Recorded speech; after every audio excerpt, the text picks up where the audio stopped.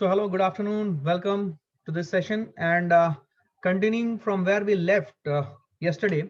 So we were talking about the vector notation. तो मैंने आपको ये समझाया था कि किसी भी वेक्टर को लिखने का जो तरीका होता है कि हम एक पार्ट में मैग्नीट्यूड लिखते हैं, एक पार्ट में डायरेक्शन लिखते हैं। ठीक है, तो डायरेक्शन कैसे लिखते हैं उसी पॉइंट के ऊपर हमारी बातचीत हो रही थी। तो continuing from where we left, अगर मैं आपको एग्जांपल देता हूं, suppose we are having a vector. Vector can also be written in two letter format. Vector को टू लेटर या सिंगल लेटर फॉर्मेट में लिख सकते हैं. सपोज हमारे पास एक वेक्टर है, ए बी वेक्टर. ठीक है, तो इस ए बी वेक्टर को मैं कैसे लिखूं? एक होगा इसका मैग्नीट्यूड. मैग्नीट्यूड को मैं लिख सकता हूं इधर ए बी. ठीक है, उसके बाद इसको मैं मल्टीप्लाई करूंगा direction along A B vector से, which is A B cap. क्या इसको ऐसे लिखूंगा? इसको लिखने का एक और तरीका है. क्या है वो तरीका? मैं ए बी वेक्टर को दो डंडों के बीच में लिखूंगा. पहले ये नोटेशन समझिए प्लीज. यही बच्चों को समझ नहीं आता है और किताबों में जाते हैं तो खो जाते हैं क्या हो रहा है. क्या ये दोनों तरीके से मैं इसे लिख सकता हूं? तो वेक्टर को वेक्टर का नोटेशन सिंगल लेटर नोटेशन हो सकता है या डबल लेटर नोटेशन हो सकता है. ट्रिपल लेटर नहीं होता वेक्टर का, इधर सिंगल लेटर या डबल लेटर होगा. तो डबल लेटर जैसे कि मैंने ए बी वेक्टर लिखा है, तो ए बी वेक्टर को मैंने नोटेशन फॉर्म में मैग्नीट्यूड वाला पार्ट और डायरेक्शन वाला पार्ट दोनों को सेपरेटली दिखाया, दोनों को मल्टीप्लाई करके वो वेक्टर दिखा दिया. क्या बात समझ में आ रही है? क्या बात समझ में आ रही है? So this is how we will represent vector. ठीक है, वेक्टर के रिप्रेजेंटेशन का ये तरीका है, या नोटेशन या डेनोशन का ये तरीका है जो आपको समझ में आना चाहिए. क्या क्लियर है ये? क्लियर है ये? ठीक. अब देखो ध्यान से, इसके बाद let's now spend some time to understand as to how to find out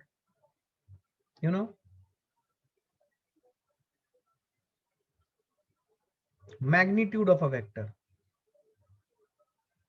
समझे? So we will see now how to find out magnitude of a vector.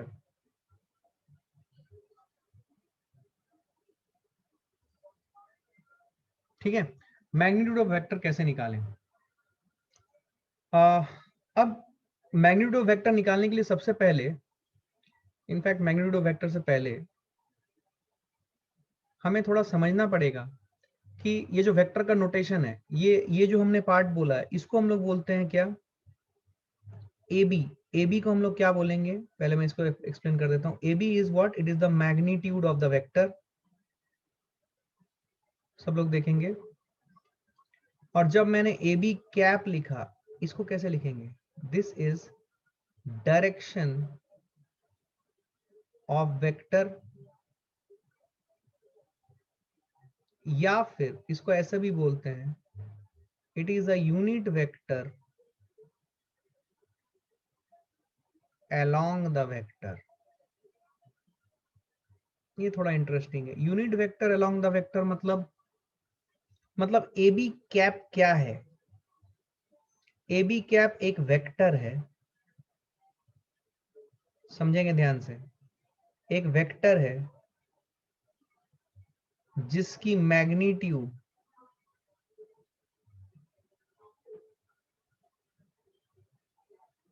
1 है एंड ये सिर्फ डायरेक्शन दिखाती है. सिर्फ direction. Mark what I am saying. ये सिर्फ direction show करती है. ये सिर्फ डायरेक्शन शो करती है.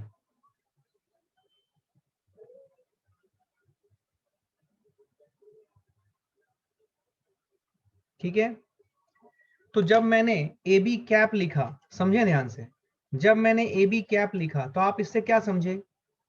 ए बी कैप एक यूनिट वेक्टर है. यूनिट वेक्टर मतलब एक ऐसा वेक्टर जिसकी लंबाई 1 है, मतलब उसकी मैग्नीट्यूड 1 है, 1 यूनिट. और उसका मेन ऑब्जेक्टिव क्या है? उसका मेन ऑब्जेक्टिव है डायरेक्शन शो करना.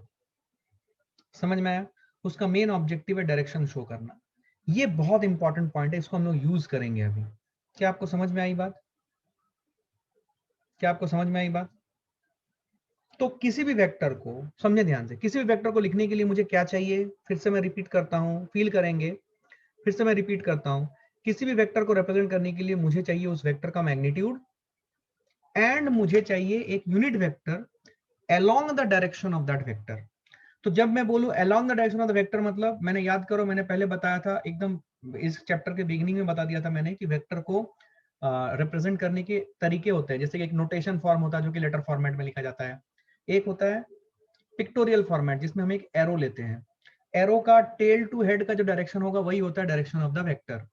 तो जब मैं बोलूं unit vector along a given vector, तो हम एक ऐसा वेक्टर लेंगे जिसकी मैग्नीट्यूड 1 है और उसकी डायरेक्शन है in the direction of that given vector, but उसकी मैग्नीट्यूड 1 है। मतलब उसका ऑब्जेक्टिव, जो यूनिट वेक्टर मैं बोल दूं तो आपको यह समझना है कि यूनिट वेक्टर का ऑब्जेक्टिव क्या है। इसका ऑब्जेक्टिव है सिर्फ और सिर्फ डायरेक्शन शो करना, सिर्फ और सिर्फ क्या शो करना, डायरेक्शन शो करना। क्या मेरी बात समझ में आ रही है?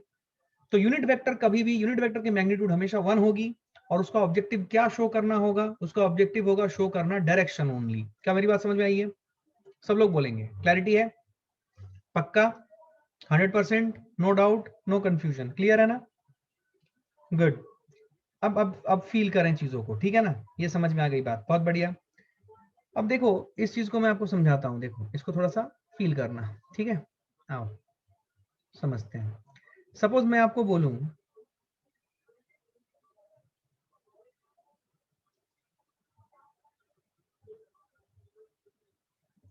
सपोज ये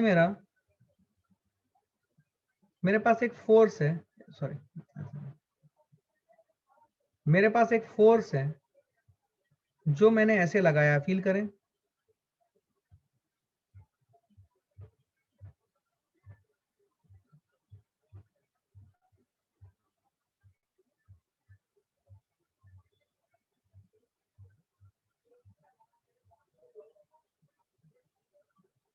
ठीक है,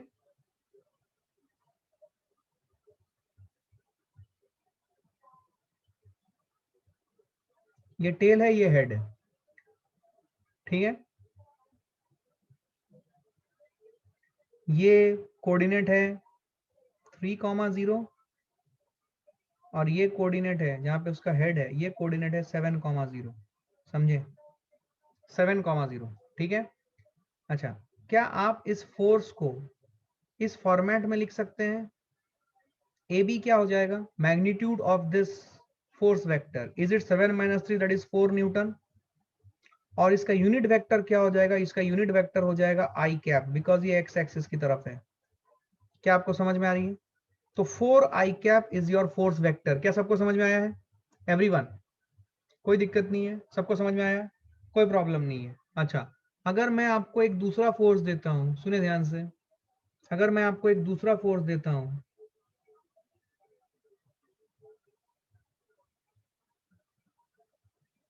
समझेंगे ध्यान से,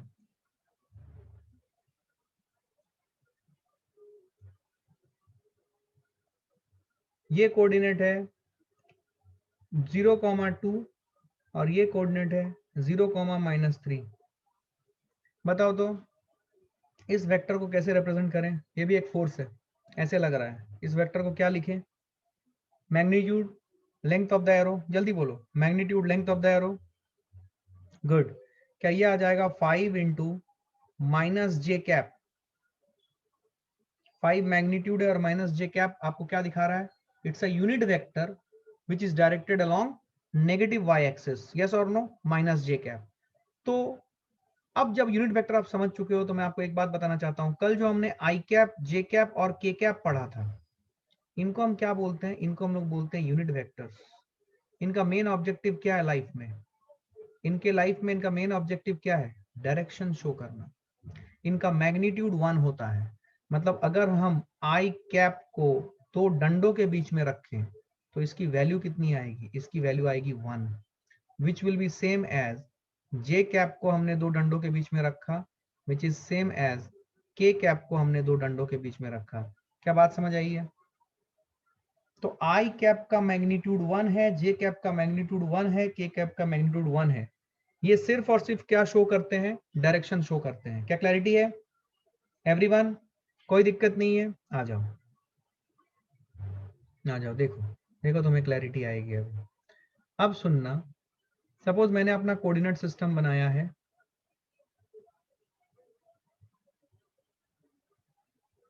एंड सपोज मैंने, सुनना ध्यान से, मैंने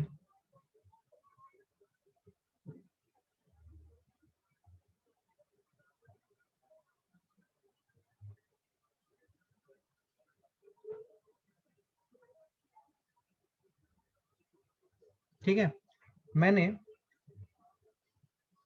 एक फोर्स वेक्टर इस तरीके से अरेंज किया है, फील करें, इस तरीके से इस फोर्स वेक्टर को अरेंज किया है, और मैंने बोला इस टिप का जो कोऑर्डिनेट है ये है 4,3, ठीक है, इस टिप का जो कोऑर्डिनेट है वो है 4,3।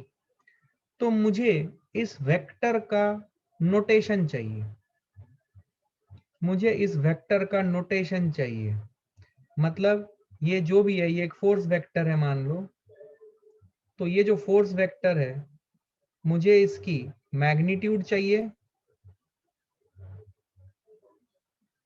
मुझे इसकी मैग्नीट्यूड चाहिए, और इसकी डायरेक्शन मतलब यूनिट वेक्टर चाहिए। क्या तुम ट्राई कर सकते हो 1 minute? Let me see how many of you can think on this. बहुत बेसिक ज्योमेट्री है, कोऑर्डिनेट ज्योमेट्री, ट्रिग्नोमेट्री, यही सब लगेगा, कुछ खास नहीं है, सोचो तो थोड़ा सा।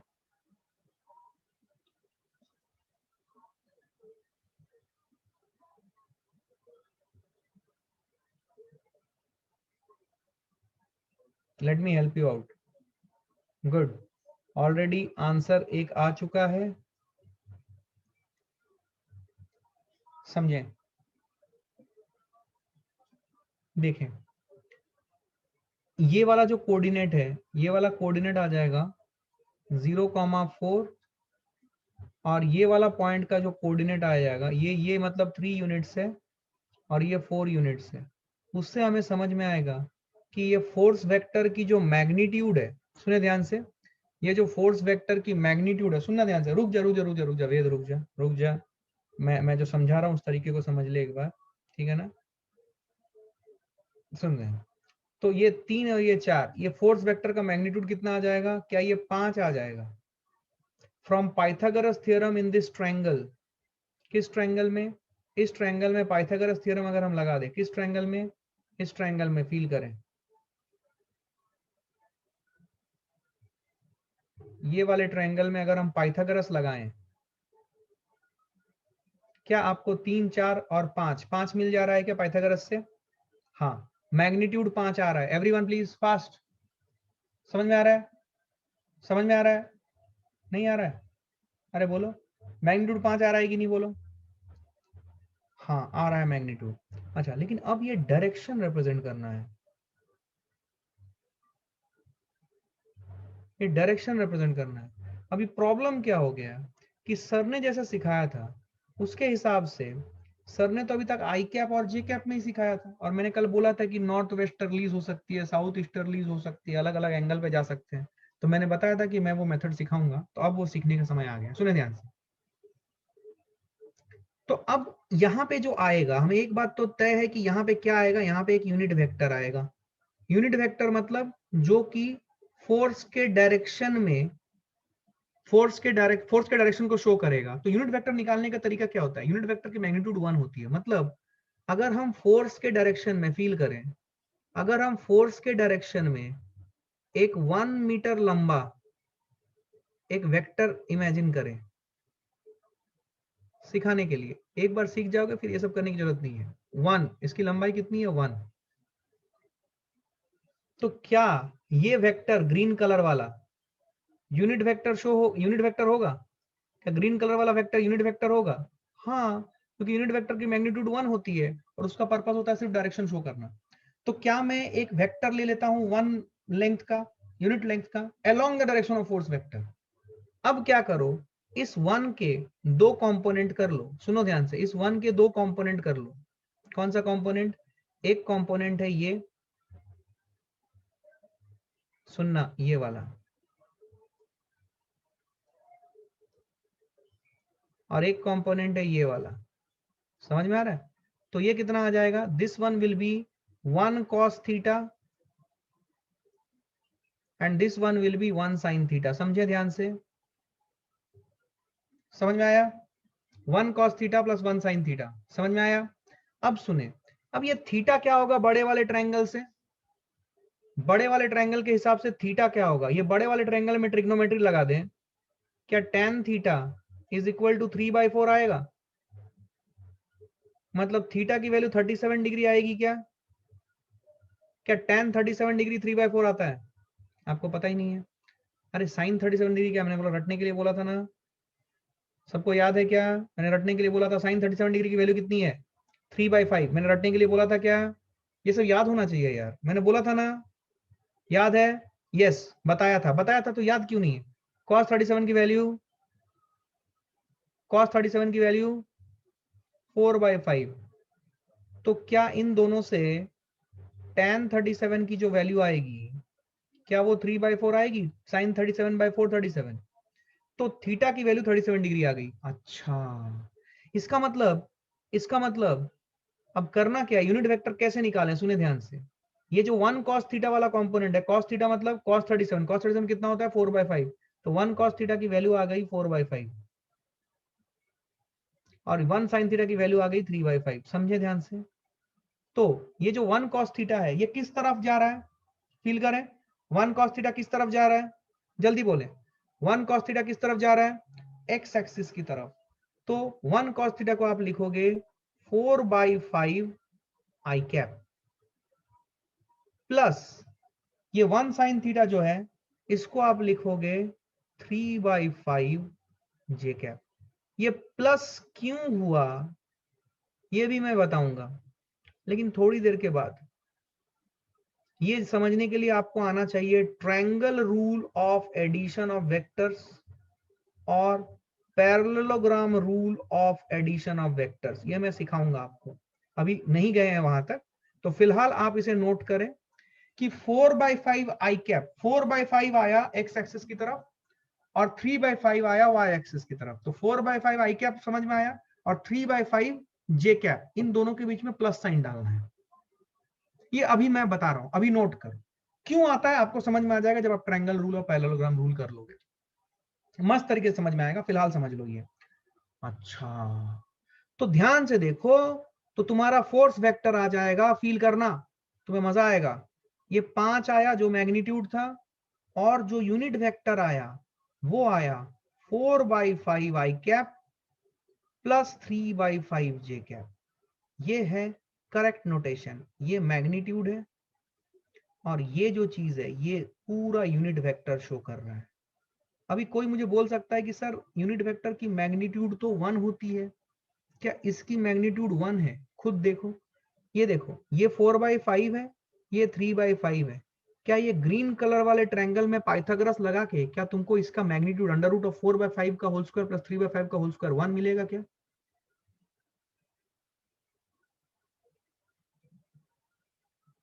बोलो बोलो बोलो बोलो बोलो, क्या तुम्हें इसका मैग्नीट्यूड 1 मिलेगा क्या? 4/5 का होल स्क्वायर प्लस 3/5 का होल स्क्वायर, बोलो हाँ या ना, क्या 1 मिलेगा? क्या समझ आ रहा है? तो ये है तुम्हारा ये वाला पर्टिकुलर वेक्टर। देखो ये 5 है इसका मैग्नीट्यूड और 4/5 आई कैप प्लस 3/5 जे कैप इसका डायरेक्शन है।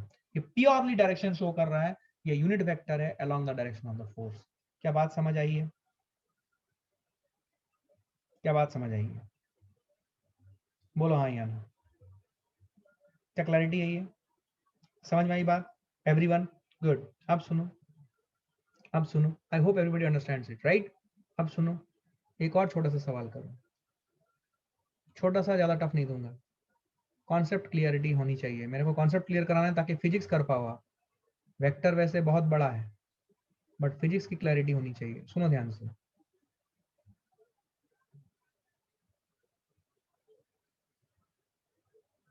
सुनना। सपोज मैंने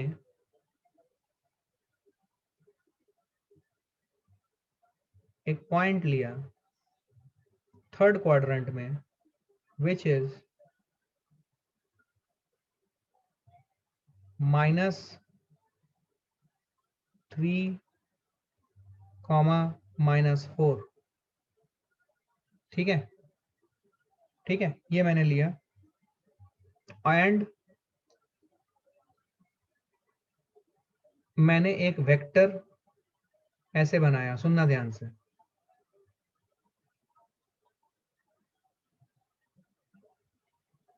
और इसका डायरेक्शन जो लिया वो इधर लिया।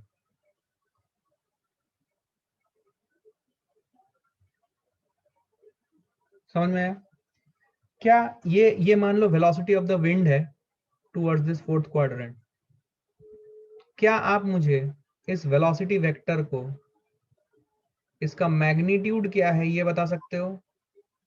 एंड इसकी डायरेक्शन क्या है, क्या ये बता सकते हो? डायरेक्शन मतलब यूनिट वेक्टर। निकाल के बताओ तो। सब लोग ट्राई करो, यू कैन डू दिस, ये बहुत आसान है। सब लोग ट्राई करो प्लीज, डरना नहीं, कर सकते हो तुम। चलो ट्राई करो तो, ट्राई करो, ट्राई करो फास्ट। ये मेरी एक्स एक्सिस है, ये मेरी वाई एक्सिस है। चलो सब लोग ट्राई करो।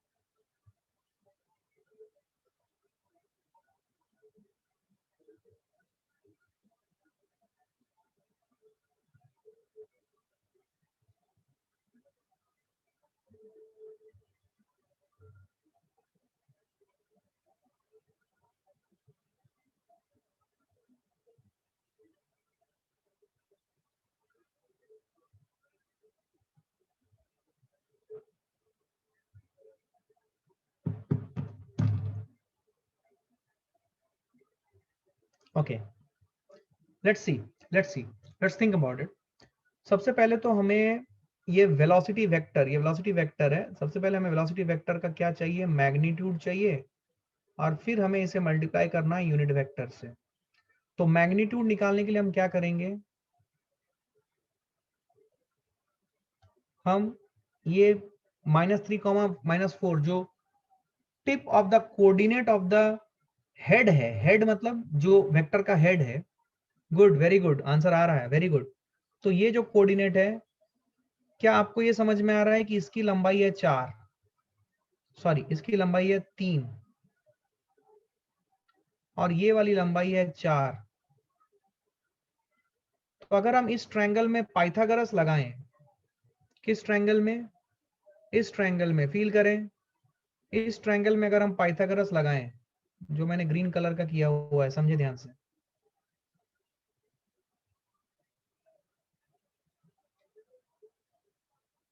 तो क्या हमें इसका मैग्नीट्यूड 5 मिल जाएगा? सब लोग बोले, क्या हमें इसका मैग्नीट्यूड 5 मिल गया? सब लोग पता चल रहा है, मैग्नीट्यूड 5 मिल गया। अब डायरेक्शन निकालने के लिए क्या करें? अब डायरेक्शन निकालने के लिए क्या करें? क्या सिखाया गया आपको डायरेक्शन निकालने के लिए? आप वेक्टर के अलोंग एक 1 मीटर का या 1 यूनिट लेंथ का एक और वेक्टर माने, यूनिट लेंथ का, इसकी लंबाई कितनी है? 1 है। अब इसके दो कंपोनेंट करें आप, एक इस साइड वाला वर्टिकल और दूसरा हॉरिजॉन्टल। समझ में आ रहा है?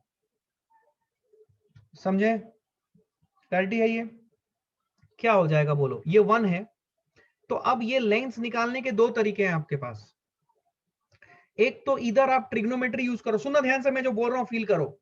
अलग अलग जगहों पे, sir can't we take it related to Y axis? या can't we take it related to Y axis means, सुनो ध्यान से, I didn't understood what you said. सुनो ध्यान से, ये 1 है। एक आपने यूनिट वेक्टर लिया अलोंग दिस वेलोसिटी वेक्टर, जिसकी मैग्नीट्यूड 1 है। ठीक, ये वेक्टर है, इसकी मैग्नीट्यूड 1 है, इसलिए यूनिट वेक्टर हुई। अब इसके दो कंपोनेंट करो, ये एंगल कितना है? इसको करने के दो तरीके, सुनो ध्यान से, अभी सुनो सुनो सुनो सुनो सुनो मेरी बात सुनो, सुनो ध्यान से। Yes yes, you can, you can, you can, you can, I will talk about it. Good, you can, absolutely you can. Now listen to me. इसको सॉल्व करने के दो तरीके हैं। एक है सिमिलैरिटी, दूसरा है ट्रिग्नोमेट्री। आप सिमिलैरिटी जानते हो बिकॉज आप 10th स्टैंडर्ड में हो, आपको फील आ रही होगी। देखो, अगर मैं ये ब्लू कलर वाला छोटा ट्रायंगल देखूं और ये ग्रीन कलर वाला बड़ा ट्रायंगल देखूं, क्या आपको ये समझ में आ रहा है कि 1 divided by 5 is equal to ये वाला length question mark divided by 4? तो क्वेश्चन मार्क की वैल्यू आई 4/5। ये मैंने सिमिलैरिटी यूज करके किया। क्या बात समझ में आ रही है? मतलब इसकी लेंथ आ गई 4/5, यस और नो? सिमिलरली अगर मैं इसको मैं लिखता हूं, सपोज ये y नहीं, इसको मैं z बोलता हूं, ये z, ये लेंथ z है, तो क्या मैं बोलूं 1 divided by 5 is equal to z divided by 3? तो z की वैल्यू आ गई 3/5। मतलब ये जो लेंथ z थी इसकी वैल्यू आ गई 3/5। तो आपने सिमिलैरिटी की मदद से ये निकाल ली। आप चाहो तो ट्रिग्नोमेट्री भी यूज कर सकते हो। एक सेकंड, आप चाहो तो ट्रिग्नोमेट्री भी यूज कर सकते हो, ट्रिग्नोमेट्री से भी आपको आंसर मिलेगी। उसके लिए क्या करना पड़ेगा? उसके लिए आपको ये एंगल थीटा निकालना पड़ेगा from the bigger green colour triangle. Green colour triangle में ये tan थीटा आ जाएगा 4/3। tan थीटा 4/3 कितने के लिए आता है? कितने एंगल के लिए आता है? 53 डिग्री। किसके लिए आता है? 53 डिग्री, यस और नो? तो ये एंगल 53 डिग्री आएगा। इधर आप 53 डिग्री कर लो, फिर 1 के 2 कंपोनेंट कर लो। समझ में आ रहा है? 1 फिर वहां पे, मतलब आप जैसे यहां पे निकाले थे ना ट्रिग्नोमेट्री लगा के, ये थीटा आ गया, तो ट्रिग्नोमेट्री लगा के आपने इसको 1 cos थीटा बोला, इसको 1 sin थीटा बोला। अच्छा, एक सेकंड होल्ड करना। मैंने पूछा ही नहीं, मैंने एज्यूम कर लिया कि आपको आता है। बहुत से लोग वही सन्नाटे में चले गए। एक सेकंड, क्या आपको ये सिमिलर ट्रायंगल वाला मेथड समझ में आया?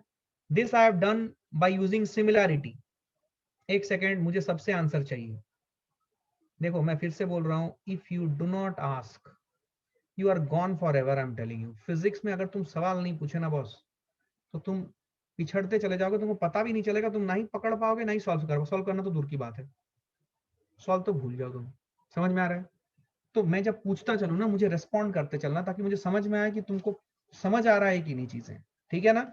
It is very much important because you are not in front of me. अगर क्लास में होते तो मुझे तुम्हारा चेहरा देख के समझ में आ जाता कि तुम्हें कितना समझा है। अभी तुम मेरे पास नहीं हो, इसलिए मैं इतना सब मेहनत करता हूँ, तुमसे बार बार इंफॉर्मेशन कलेक्ट करता हूँ, क्योंकि तुम मेरे पास नहीं हो। That is the reason. So please answer in yes और no. Did you understand the method of similarity? अब मैं ट्रिग्नोमेट्री यूज करना चाहता हूं इसको सॉल्व करने के लिए। तो ट्रिग्नोमेट्री यूज करने के लिए सबसे पहले मैं ग्रीन कलर वाला ट्रायंगल देखूंगा। ग्रीन कलर वाला ट्रायंगल, ध्यान से देखना, ये ग्रीन कलर वाला ट्रायंगल था मेरा, ये 4 था, ये 3 था। तो ये एंगल थीटा कितना आएगा बोलो? ये आ जाएगा tan थीटा, ये परपेंडिकुलर है, tan theta is perpendicular by base, तो ये आ जाएगा 4/3। क्या सबको समझ में आ रहा है? और tan थीटा कितने के लिए, कितने थीटा के लिए 4/3 होता है? क्या आपको समझ में आ रहा है कि ये 53 डिग्री आएगा एवरीवन? ये मैं पढ़ा चुका हूं आपको, 37 और 53 डिग्री मैंने रटने के लिए आपको बोला था। क्या 53 डिग्री आएगा? कॉम्प्लीमेंट्री, बिल्कुल सही। क्या सबको समझ में आ रहा है? 53 डिग्री आएगा। अब मैं चाहता हूं कि आप फोकस करो इस छोटे से ट्रायंगल पे, which is the unit vector triangle, जिसमें इसकी लंबाई 1 है और ये एंगल हमें मिल चुका है, ये थीटा, विच इज 53 डिग्री। क्या बात समझ में आ रही है? अब ये 90 डिग्री है। कोई मुझे बताएगा ये वाली लंबाई कितनी होगी? ये वाली, क्या आप इस ट्रायंगल में ट्रिग्नोमेट्री लगा सकते हो? बोलो यार, क्या तुम इस ट्रायंगल में ट्रिग्नोमेट्री लगा सकते हो? अगर तुम ध्यान दोगे तो तुम्हें समझ में आएगा कि cos ऑफ 53 डिग्री अगर तुम करोगे, तुम्हें cos साइन आता है। cos of 53 degree is equal to base upon hypotenuse. This is the base, ये बेस है। ठीक है, इसको मैं बोल रहा हूं x, इसको मैं बोल रहा हूं y। तो cos 53 degree equal to base upon hypotenuse which is x/1। तो cos 53 डिग्री होता है कितना? cos 53 डिग्री होता है 3/5। सो 3/5 x के बराबर आई है। तो ये जो x है ये 3/5 आई,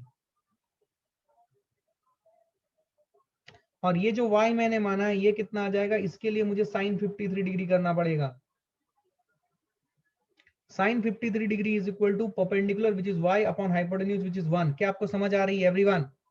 तो इससे y की वैल्यू आएगी 1 साइन 53। साइन 53 डिग्री मतलब cos 37, या जैसे आपको याद है cos 37 की वैल्यू कितनी आती है 4/5, तो y की वैल्यू आएगी 4/5। क्या समझ में आया? अब इस ब्लू कलर वाले ट्रायंगल में देखो, इसकी वैल्यू 4/5 आई, मैंने ट्रिग्नोमेट्री से भी इसकी वैल्यू 4/5 निकाल दी। देखो इसकी वैल्यू 3/5 आई, सिमिलरिटी से मैंने ट्रिग्नोमेट्री से भी इसकी वैल्यू 3/5 ला दी। देखो तो हमारे पास दो तरीके हैं, जो मेथड आपको अच्छा लगे यूज करें, बट सही आंसर लाना है। क्या क्लैरिटी है? एकदम फील आ रही है? मैं बेसिक मैथ जो आपने 8 9th में पढ़ा है उसी से लिंक कर दे रहा हूं मैं चीजों को, ताकि आपको ऐसा ना लगे कि पता नहीं क्या हाई फंडू चीज पढ़ा दिया, समझ ही नहीं आया। ऐसा नहीं लगना चाहिए। ऐसा लगना मतलब एज अ टीचर वो मेरा फेलियर है। आपने जो भी सीखा है वहीं से कराऊंगा मैं आपको। क्या क्लैरिटी है ये एवरीवन? अब सुने ध्यान से आप मेरी बात। तो अगर ऐसा है, ये 5 मैग्नीट्यूड आ गया। अच्छा डायरेक्शन को कैसे लिखें? क्या हमें इसको लिखना चाहिए 3/5? मैं ब्लू कलर से लिख रहा हूं क्योंकि ब्लू कलर का मैंने वो ट्रायंगल यूज किया था। It is 3/5। क्या हो जाएगा 3/5 माइनस आई cap plus 4/5 minus j cap. मैंने बोला ना इन दोनों को 3/5 किस तरफ है? नेगेटिव एक्स एक्सिस की तरफ है, इसीलिए 3/5 माइनस आई कैप प्लस 4/5 किधर है? नेगेटिव वाई एक्सिस की तरफ है, इसीलिए 4/5 माइनस जे कैप। क्या बात समझ आई है? क्या बात समझ आई है? बोलो हाँ या ना, बोलो हाँ या ना। क्या क्लैरिटी है ये? तो ये जो चीज आई, देखो ध्यान से, तुम्हें समझ में आएगी कि इसको अगर मैं पूरी तरीके से लिखूं तो ये बनेगी 5 देन, समझना 5 then it is -3/5 i cap लिख लो, माइनस प्लस -4/5 जे कैप लिख लो। ऐसा भी लिख सकते हो या फिर ऐसे ही लिख के छोड़ सकते हो, कोई दिक्कत नहीं है। क्या बात समझ में आ रही है? Now you know that 5 is your magnitude and this is your unit vector along the direction of velocity vector of the wind। क्या बात समझ में आई है? पक्का? क्या आपको क्लैरिटी आ रही है कि कैसे कर रहे हैं हम लोग इसे? समझ में आ रही है बात? कोई खास बात नहीं है? समझ में आ रही है? Very good, very good, very good. अब समझो, सपोज मैं आपको बोलूं, ये देखना, ये अलग अलग सिचुएशन में मैं क्रिएट कर रहा हूं क्योंकि ऐसा किसी भी फॉर्मेट में आपको क्वेश्चन आ सकता है and you should be able to solve that. समझ में आ रहा है? You should be able to solve that. तो समझे ध्यान से इसको।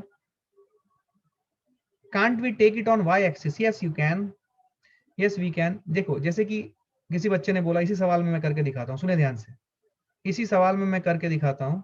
The answer is same, yes you can, absolutely you can, कोई दिक्कत नहीं है। ठीक है, मैं एग्जाम्पल के जरिए बताता हूँ, ध्यान सुनो। सपोज, सुनना ध्यान से, I am taking this another example, see it। देखो सपोज मैं बोलूं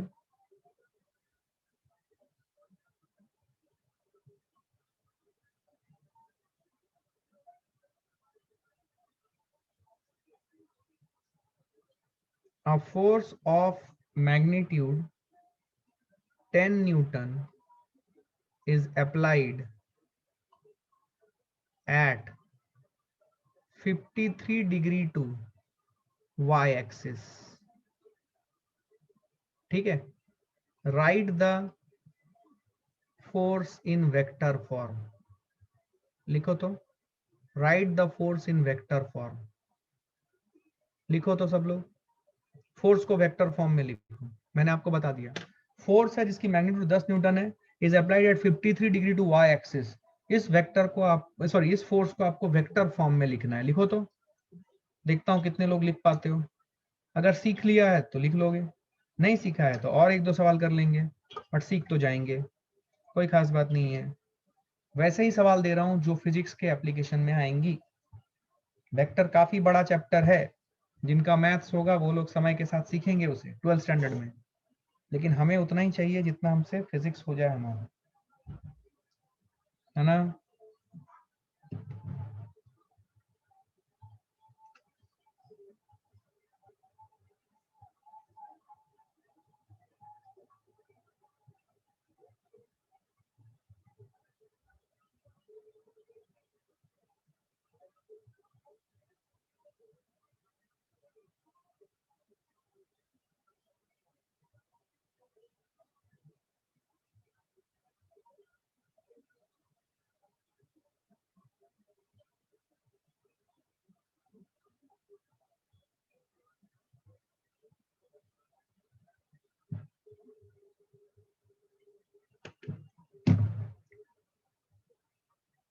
ओके, लेट्स सी। आइए, जैसा मैंने तरीका बताया है, अभी फिलहाल आप बहुत बेसिक लेवल पे हो, तो प्लीज जैसा step by step process follow करो। समय के साथ आपको ये सब करने की जरूरत नहीं पड़ेगी। यू विल बी प्रोफिशिएंट और आपको सब दिखने लगेगा, बट वो आने में समय है। अभी आपने अभी स्टार्ट ही किया इस चैप्टर को, तो जैसा स्टेप बाय स्टेप मैं बोल रहा हूँ वैसे करें। देखिए, a force of magnitude 10 Newton, मैं थोड़ा सा इसको दिखाता हूं यहाँ पे। A force of intention is applied at 53 degree to y axis. Write the force in vector form. तो 53 डिग्री टू y axis मतलब मैंने एक फोर्स ऐसे लगाया, सुने ध्यान से, 53 डिग्री टू y axis ऐसे लगाया मैंने इस फोर्स को, ठीक है। सपोज मैंने ऐसे लगाया इस फोर्स को, तो ये एंगल कितना है? ये एंगल है 53 डिग्री। सब लोग देखें, यस करेक्ट। ये कितना फोर्स का मैग्नीट्यूड है? 10 न्यूटन। मतलब टेल टू हेड की लंबाई है 10 न्यूटन, ठीक। इसको मुझे इन वेक्टर फॉर्म लिखना है। अब वेक्टर फॉर्म में लिखने के लिए इस फोर्स को मुझे चाहिए इसकी मैग्नीट्यूड एंड मुझे चाहिए इसकी डायरेक्शन। इन्हीं दोनों का मल्टीप्लिकेशन करना है मुझे। मैग्नीट्यूड ऑलरेडी बोल दिया गया, इट इज 10। मैग्नीट्यूड ऑलरेडी बोल दिया गया, इट इज 10। अब सवाल है डायरेक्शन का। डायरेक्शन निकालने के लिए मैं क्या करूं? बताओ, क्या सिखाया मैंने तुम्हें? डायरेक्शन निकालने के लिए मैं क्या करूं? बताओ, क्या सिखाया मैंने?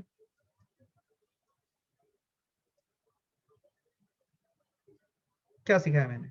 मैंने ये बोला है कि आप वेक्टर की तरफ एक यूनिट लेंथ की आप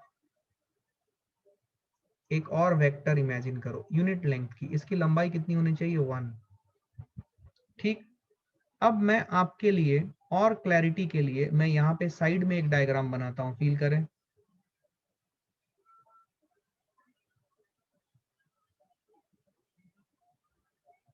और यहाँ पे सिर्फ मैं यूनिट वेक्टर को दिखा रहा हूँ।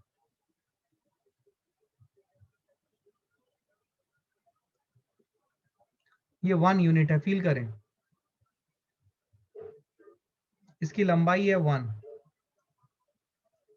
अब मैं क्या करूंगा, इस वेक्टर के हेड से y एक्सिस के ऊपर एक परपेंडिकुलर खींचूंगा। अभी तुम बोलोगे सर y एक्सिस क्यों? क्या x एक्सिस के ऊपर परपेंडिकुलर खींचने से नहीं आएगा? सुनना ध्यान से, यही बच्चों का कंफ्यूजन शुरू होता है। तो मैं इसी पॉइंट को टैकल कर रहा हूं। तो मैं यहां से एक और परपेंडिकुलर खींचूंगा x एक्सिस के ऊपर, और दोनों से मेरा आंसर बराबर आता है। ये मैं प्रूफ करके दिखाऊंगा। सुनना ध्यान से, वेद जी सुने ध्यान से। आप समझ में आ रही है बात? अब देखो, ये 53 डिग्री है। ये एंगल कितना है? ये एंगल है 53 degree. I hope everybody is understanding. और इसकी लंबाई कितनी है? इसकी लंबाई है 1। तो ये मैंने परपेंडिकुलर खींचा है ये। तो अगर मैं ये ऊपर वाला y एक्सिस के साथ वाला ट्रायंगल देख रहा हूं छोटा सा, तो मैं यहाँ पे कुछ लिख रहा हूं, तुम बोलना तुम्हें समझ में आया कि नहीं। cos 53 degree, cos 53 degree is equal to base, ये वाला बेस है जो मुझे निकालना है, ठीक है, अपॉन हाइपोटेन्यूज विच इज 1। तो ये जो बेस आएगा, क्वेश्चन मार्क में बोल रहा हूं, ये जो बेस आएगा ये आएगा 1 cos 53। cos 53 कितना होता है? cos 53 होता है 3/5। क्या सबको समझ में आ रहा है? तो 1 इंटू 3/5, तो ये 3/5 आएगा। मतलब इसकी लंबाई आई 3/5। समझे? अच्छा, अब ये वाली लंबाई मुझे निकालनी है। ये लंबाई के लिए मैं यूज करूंगा sin 53। समझे ध्यान से? sin 53 is equal to perpendicular which I don't know upon hypotenuse which is 1। तो अब जो परपेंडिकुलर की वैल्यू जो अननोन है वो आ जाएगी 1 इंटू साइन 53। वो आ जाएगा 1 इंटू 4/5। क्या आपको पता है साइन 53 डिग्री 4/5 होता है? ये सबको पता होना चाहिए। क्या आप सब कंफर्टेबल हो यहाँ से? मैंने आपको बोला ही था कि 37 डिग्री 53 डिग्री रट लो, जैसे 0 30 45 60 90 रटे हुए हो, वैसे ही 37 और 53 डिग्री रट लेना है। बहुत काम आता है, फिजिक्स में बहुत ज्यादा यूज होता है ये एंगल्स का। मैं फिर से बोल रहा हूँ, ये एंगल्स का बहुत ज्यादा यूज होता है 37 53 डिग्री, एकदम रटा हुआ होना चाहिए, हाँ या ना?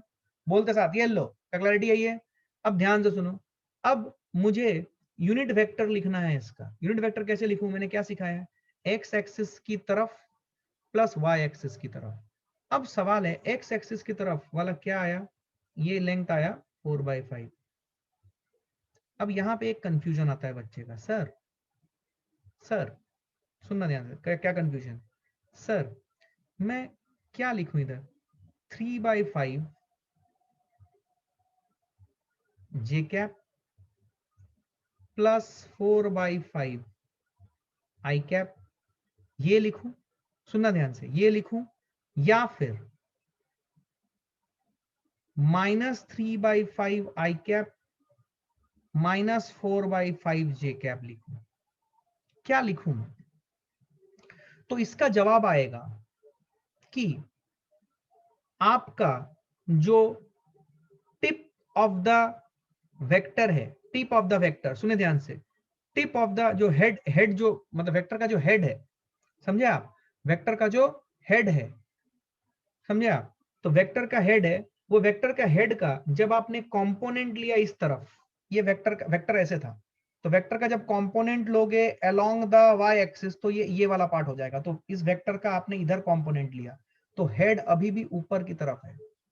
इसका ये वाला कंपोनेंट फील करना, इसके मैंने दो कंपोनेंट लिए, एक कंपोनेंट ये वाला, तो अभी भी हेड इधर है, और इसका कंपोनेंट इधर, अभी भी हेड इधर है। समझना ध्यान से। तो इसीलिए मैं 3/5 i cap plus 4/5 j cap लूंगा और इसको नहीं लूंगा। क्या मेरी बात समझ में आ रही है? इसको नहीं लूंगा। क्या क्लैरिटी है? ये जो मैं बोल रहा हूँ ध्यान से समझो। इसमें बहुत कंफ्यूजन होता है, बच्चा 3/5 और 4/5 निकाल लेता है, फिर वो इसमें कंफ्यूज हो जाता है, sir but they didn't mention 53 degree is first quadrant as we assume for this question. बराबर है, बराबर है, वो मैंने नहीं बोला है, लेकिन मैंने एग्जांपल में दे दिया कि 53 डिग्री बराबर है, तुम बिल्कुल सही हो sir. 53 degree 10 to Y axis, ये तो सेकंड क्वाड्रेंट में भी हो सकता था, बिल्कुल हो सकता था, लेकिन मैंने अभी ये दिया है तो ये मानो। मुझे वो स्पेसिफाई करना चाहिए था क्वेश्चन में, वेरी गुड, लेकिन मैंने वो किया नहीं, सो दैट्स माय फॉल्ट। लेकिन मैंने डायग्राम ऐसे बना दिया, तो अब डायग्राम ऐसे है, मतलब सर ने ऐसा ही सोचा होगा। क्लैरिटी है ये? Sir how will we know whether we need to take positive axis और negative axis? That's what I am telling you. कैसे लेंगे इसका? जब ये जो 10 न्यूटन इधर था, इसका जब मैं कंपोनेंट लूंगा एक्स एक्सिस की तरफ, ऐसा समझना कि ये वेक्टर को आपने ऐसे तोड़ के इधर कर लिया, तो हेड किधर जा रहा है? पॉजिटिव वाई एक्सिस की तरफ। जब इसका कंपोनेंट मैं अलोंग एक्स एक्सिस लूंगा, तो ऐसा समझो कि इसको घुमा के ऐसे कर दिया, तो इसका हेड किधर जा रहा है? पॉजिटिव एक्स एक्सिस की तरफ। तो इसीलिए आप पॉजिटिव आई कैप और पॉजिटिव जे कैप लोगे। क्या समझ में आई बात? समझ में आई बात? अरे रुक जा भाई, रुक जा, सब समझ में आएगा, रुक जा। किताब किताब मुझे पता है, किताब मैंने भी 15-25 पढ़े हैं भाई। किताब से समझ में नहीं आती है, क्योंकि तुम्हारा लेवल मेरा आज से कुछ साल पहले था। किताब से कुछ भी समझ में नहीं आता, जो बोल रहा हूँ फील करो, अपने आप सब समझ में आने लगेगा, सब करने भी लगोगे। अभी मत पूछो, जो मैं बोल रहा हूँ उसके ऊपर फोकस करो। क्या बात समझ में आई है? अब मुझे बताओ यहाँ पे क्या लिखूं फिर मैं? यहाँ पे क्या लिखूं? क्या यहाँ पे मुझे लिखना चाहिए 3/5 i cap plus 4/5 j cap? क्या बात समझ में आई है? ये आई। यस और नो? यस और नो बोलो, क्लैरिटी है? अच्छा अब सुनो, अब ये तो सही है। अब मैं तुम्हें बोल रहा हूं कि जैसे जैसे कि मुझे लास्ट सवाल में पूछा गया था, क्या हम वर्टिकल वाई एक्सिस से एंगल नहीं ले सकते? मैंने यहाँ पे वर्टिकल वाई एक्सिस से एंगल लेके तुम्हें दिखा दिया, साथ ही साथ मैं हॉरिजॉन्टल के साथ भी एंगल लेके तुम्हें ये चीज को प्रूव करूंगा। ये जो एंगल है, याद रखना, ये एंगल है 37 डिग्री। क्या सबको समझ में आया 37 डिग्री क्यों है? क्योंकि टोटल एंगल 90 डिग्री है, ऊपर वाला पार्ट ही 53 डिग्री हो गया, तो नीचे वाला पार्ट कितना हो जाएगा? 90 माइनस 53 दैट इज 37 डिग्री। हाँ या ना बोलो? हाँ। अब सुनना, ये जो मेरा 1 यूनिट वाला पोजीशन वेक्टर है, इसका कंपोनेंट मैं लूंगा अलोंग द एक्स एक्सिस, तो ये वाला पार्ट मुझे चाहिए। कौन सा पार्ट चाहिए? ये वाला पार्ट, फील करें, ये वाला पार्ट मुझे चाहिए। तो जब मैं इसका कंपोनेंट लूंगा अलोंग एक्स एक्सिस, क्या मेरा हेड पॉजिटिव एक्स एक्सिस की तरफ फेस कर रहा है? तो मैं इसको क्या लिखूंगा? सुनो ध्यान से, ये निकले के लिए मैंने परपेंडिकुलर खींचा था, समझे ध्यान से। तो इस ट्रायंगल में, ये रेड कलर वाले ट्रायंगल में, नीचे वाला with positive x axis green colour वाला एक्स एक्सिस के साथ जो एंगल बन ट्रायंगल बन रहा है उसमें देखो ध्यान से, अगर मैं लिखूं, सुनना सुनना मुन्ना अच्छे से सुनना, देखो अगर मैं लिखूं cos 37 डिग्री, क्या cos 37 डिग्री आ जाएगा बेस, ये वाला बेस है समझो, question mark upon hypotenuse which is 1, तो क्या क्वेश्चन मार्क आ जाएगा 1 cos 37, cos 37 होता है 4/5, तो क्या ये 4/5 आया, समझ में आई बात। अच्छा, अगर मैं sin 37 करूं उसी ट्रायंगल में, क्या परपेंडिकुलर आएगा ये वाला पार्ट, समझे क्या, हाँ सर, ये कितना आएगा question mark upon hypotenuse which is 1, तो क्वेश्चन मार्क की वैल्यू आई 3/5, क्या चमका है। अब समझो 4/5 जो मैंने वेक्टर का कंपोनेंट लिया था, वेक्टर को ऐसे लेटा दिया और वेक्टर का वर्टिकल कंपोनेंट के लिए वेक्टर को ऐसे लेटा दिया, ठीक है, तो टिप को देखो, टिप ऊपर की तरफ जा रहा है और टिप पॉजिटिव एक्सिस की तरफ जा रहा है, इसका मतलब मेरा इस वेक्टर को मैं कैसे लिखूंगा दूसरे तरीके से, क्या दूसरे तरीके से भी वो आया 3/5 i cap plus 4/5 j cap, क्या मेरी बात समझ में आ रही है, 3/5 i cap plus 4/5 j cap, क्या मेरी बात समझ में आ रही, नहीं मैंने कुछ गड़बड़ किया, सही है ना, हाँ सही है, 3/5 i cap plus 4/5 j cap, क्या क्लैरिटी है, पता नहीं है किसे गंदा क्यों लिखा गया, देखो ध्यान से, so it will be again, मैं इसको दूसरे ब्रैकेट में लिख रहा हूँ 3/5 i cap plus 4/5 j cap, क्या आपका यूनिट वेक्टर सेम आया whether you take the angle from vertical or you take the angle from horizontal, क्या सेम आया है एवरीवन, क्या क्लैरिटी यही है, क्या अब आपके मन में ऐसा कोई कंफ्यूजन नहीं रहेगा ना कि सर आपने हॉरिजॉन्टल के साथ क्यों लिया, आप वर्टिकल के साथ ले सकते थे एटसेट्रा एटसेट्रा, दोनों से सेम आंसर आएगा, did you get the proof of it, क्या क्लैरिटी यही है, क्या आपको समझ में आया, पक्का 100%, कोई दिक्कत कोई कंफ्यूजन नहीं, अब सुनो, अब सुनो, समझ में आई बात, आपको वेक्टर लिखना आया क्या, वेक्टर लिखना आया, वेक्टर अगर मैं कोई भी वेक्टर किसी भी डायरेक्शन में दे दूं, समझना, कोई भी वेक्टर किसी भी डायरेक्शन में दे दूं, क्या तुम लिख सकते हो, समझ में आया क्या मैंने क्या पूछा, मैं एक वेक्टर ले लूं उसकी मैग्नीट्यूड दे दूं और उसको कोऑर्डिनेट सिस्टम में कहीं पे भी पॉइंट करा दूं, 2D में जनरली हम डील करते हैं, फिजिक्स में जितना हम अंडर ग्रेजुएट कोर्स में पढ़ेंगे 12th तक 2D में डील करेंगे, 2D मतलब XY प्लेन मैक्सिमम टाइम, तो अगर मैं कोई भी फोर्स, कोई भी वेलोसिटी, कोई भी एक्सेलरेशन, कोई भी डिस्प्लेसमेंट किधर भी मैं दे दूं, किधर भी मैं दे दूं XY प्लेन में, उसकी मैग्नीट्यूड दे दूं, पूछो अपने आप से क्या आप उसको वेक्टर फॉर्म में लिख सकते हो, पूछो अपने आप से, आस्क योरसेल्फ,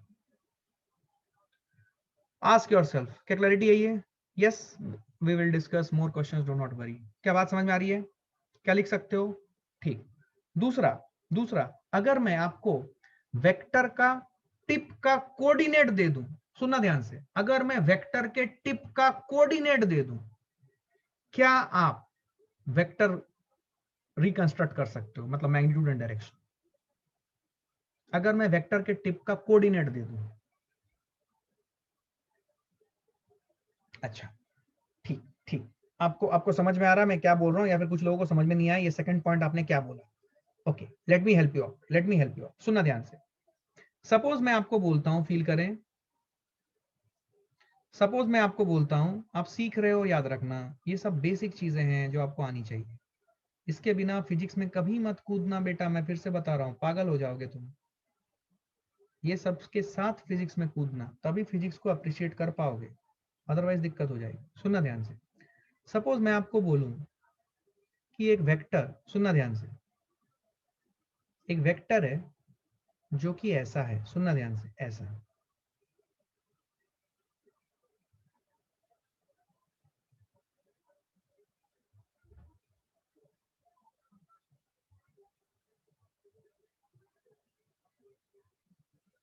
ऐसा है ये वेक्टर, ठीक है, समथिंग लाइक दिस, समझे आप, समथिंग लाइक दिस, और इसकी मैग्नीट्यूड है 10 न्यूटन की, सपोज ठीक है, और ये बोला गया कि इस वेक्टर के जिधर ये वेक्टर लाई कर रहा था उस लाइन को अगर हम ऐसे एक्सटेंड कर दें तो ये जो लाइन है, ये लाइन यहां पे एंगल 37 डिग्री बनाता था। समझना ध्यान से। Right this vector in vector form. Right 10 Newton force जो लग रहा है इन वेक्टर फॉर्म। ये सवाल है आपके पास, डरना नहीं बिल्कुल, ये सवाल सॉल्व करना है। ठीक है, अब इस सवाल को सॉल्व करने के लिए मुझे क्या करना पड़ेगा, मुझे एक छोटी सी प्रॉपर्टी वेक्टर के संबंध में जाननी होगी। ठीक है, लिखो नेक्स्ट पेज में, हेडिंग डालो, इस सवाल पे आएंगे, हेडिंग डालो allowable movements in vectors। allowable movements in vectors।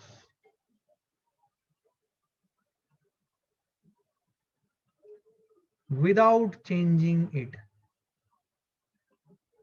without changing it। changing it मतलब without changing the vector। ठीक, सुने ध्यान से। सो बेसिकली अलाउबल मूवमेंट मतलब हम वेक्टर को क्या क्या मूवमेंट दे सकते हैं सच दैट वेक्टर ना चेंज हो, वेक्टर चेंज ना हो। हम वेक्टर को क्या क्या मूवमेंट दे सकते हैं कि वेक्टर चेंज ना हो, चेंज ना हो। चेंज करने का उपाय फिर देखेंगे। पहले तो हम बात कर रहे हैं कि क्या क्या मूवमेंट हम वेक्टर को दे सकते हैं कि वेक्टर चेंज ना हो। सुने ध्यान से। पहला लिखें सब लोग, a vector can be translated along the line joining the tail to head of the vector। A vector can be translated along the line joining the tail to head of the vector to any location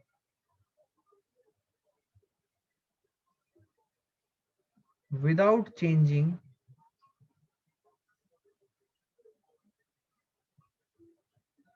tail to head direction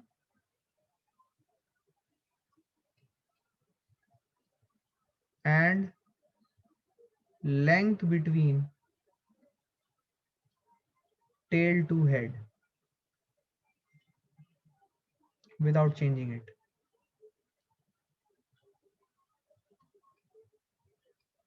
A vector can be translated along the line joining the tail to the head of the vector to any location without changing the tail to head direction and length between the tail to head। ठीक है, and the length between the tail to head। ठीक है, इसको मैं और थोड़ा clear करता हूं। And when we do that, vector will not change। And when we do that, vector will not change।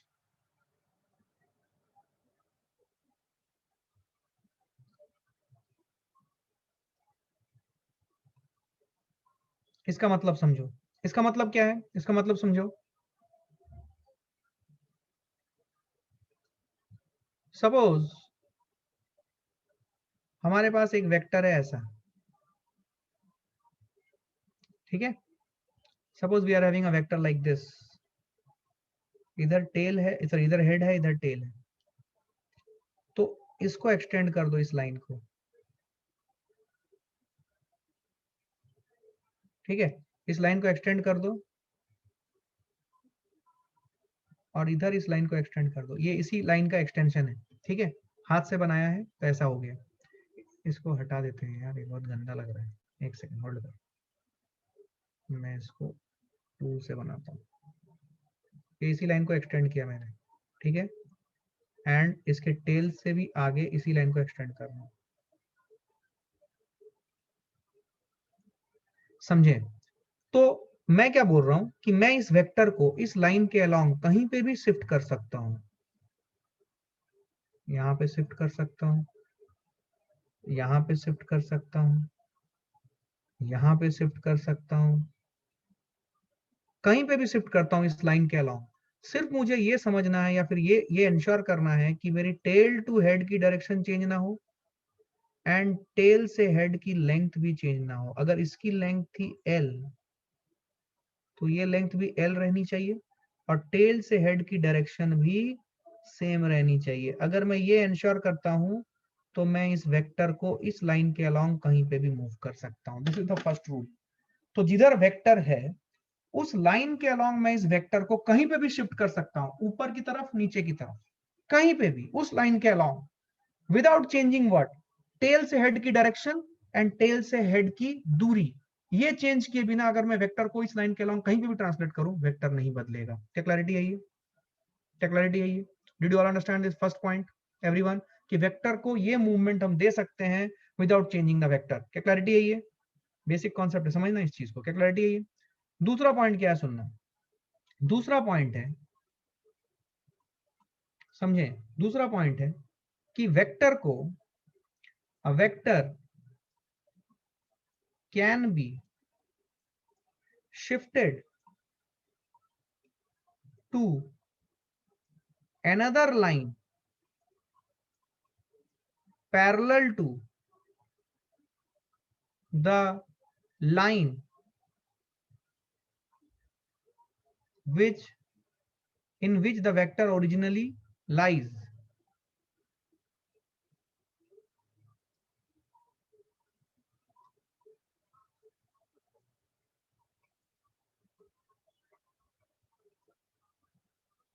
ठीक है? A vector can be shifted to another line parallel to the line in which the vector originally lies without changing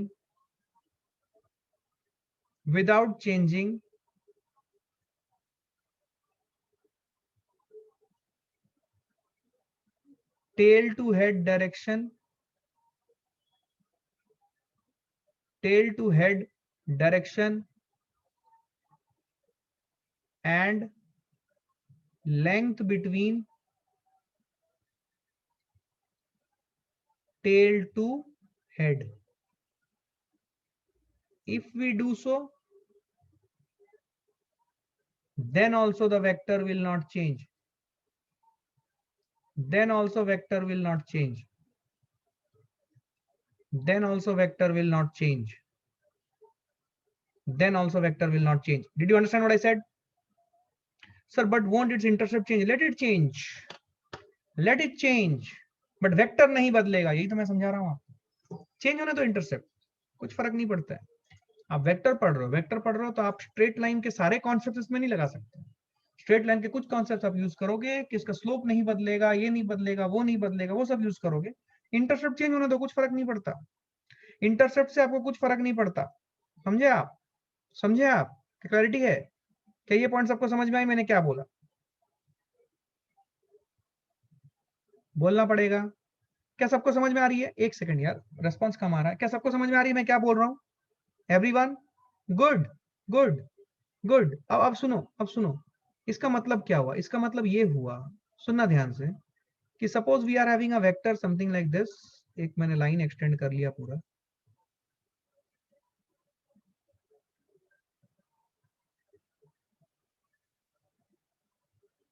ठीक है? अब मैं इस line के parallel बहुत सारे लाइन खींच रहा हूं। एक लाइन ये, एक लाइन एक लाइन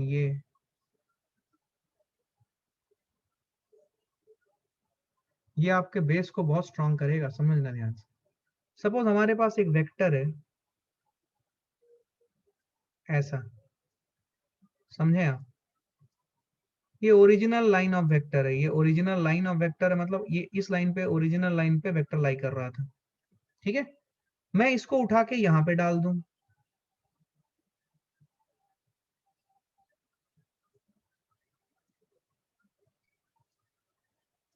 इसको उठा के यहां पे डाल दूं,